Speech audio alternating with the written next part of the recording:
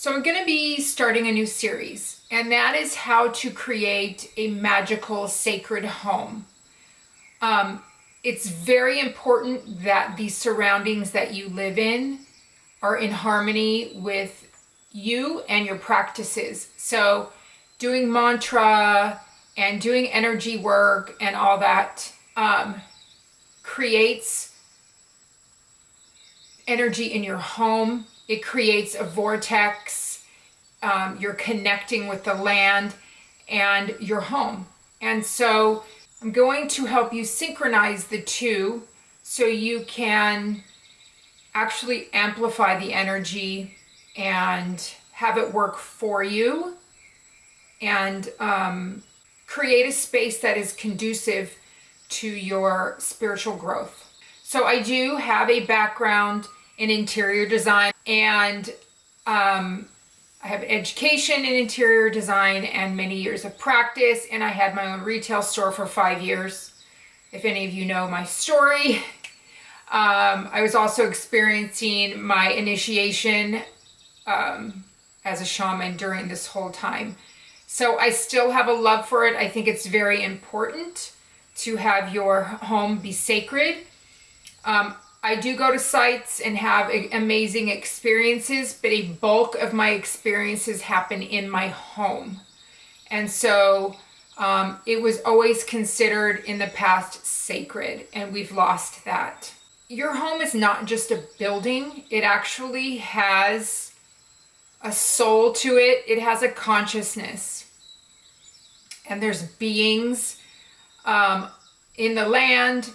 You have the energy of people that used to live on this land or in the home, and whether that's helping or not, there's ways that you can cleanse the home and really help the energies work with you.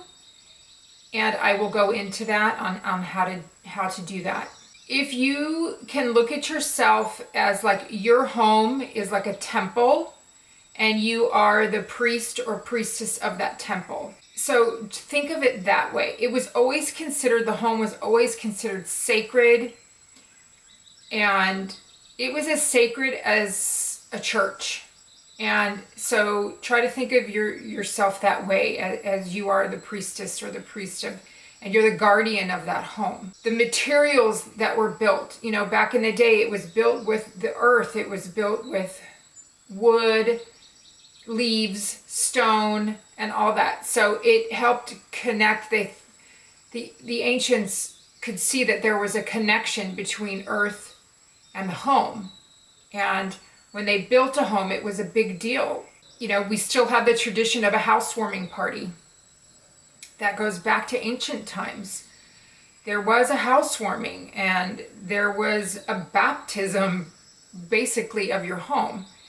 And homes had given names because they knew that it had its own consciousness to it. And so I think it's really beneficial to go back to looking at it that way.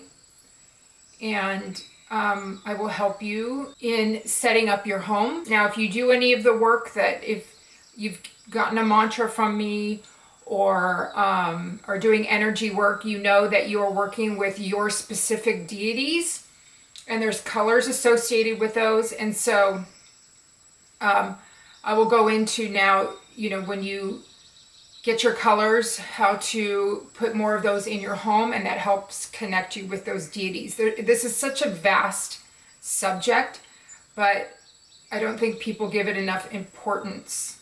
It's so important when you're in harmony with your home. Just think of your home as a microcosm, and you really need to develop a bond with your home. And the more that you treat it as sacred, and you bring in sacred items and you arrange things in a sacred way, it does become like a vortex, and it's really, really amazing, and it's really, really magical. So I will teach you all about that. So I hope that's exciting to you. It's a big part of the process, and it's something that we don't think about. but it's really important.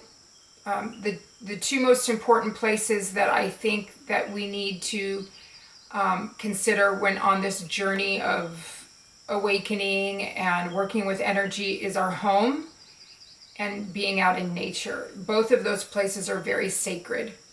So I look forward to this next series that I will be going into, and I hope that you are looking forward to it also. Okay, that's it for today, and I will see you on the next video.